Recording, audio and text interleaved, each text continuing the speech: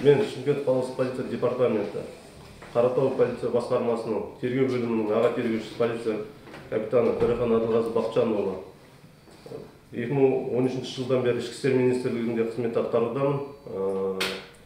Қарағанды қаласындағы Ішкі істер министрлігі, Қарағанды қаласы Бәнбек Бейсенов атындағы академияның түлегі болып табыламын. Қазіргі таңға дейін, яғни 2017 жылдан бастап қазіргі уақытқа дейін Қаратау полиция бөлімінің тергеу бөлімінің тергеушісі болып табыламын. Осы Қазақстан Республикасының президентінің жолдауында айтып кеткен сервистік полиция қағидалары ретінде халықпен жұмыс жасау табылады бізде. Қазіргі таңда сол бойынша жұмыс жүргізілуде.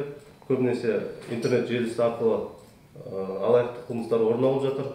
Ол бойынша қазіргі таңда жұмыс жүргізілуде. Халыққа айтарым, сіздерден сұранарым, осы ақпараттық жүйелер арқылы өздеріңіздің жеке ақпараттарыңызды, яғни жеке куәліктеріңізді, жеке мәліметтеріңізді, банктық есепшоттарыңызды белгісіз азаматтардың сұрауы бойынша бермеулеріңізді сұранамын. Сол бойынша қазіргі таңда интернет қылмыстары артып жатыр. Ол бойынша қазіргі таңда көптеген жұмыстар жүргізілуде.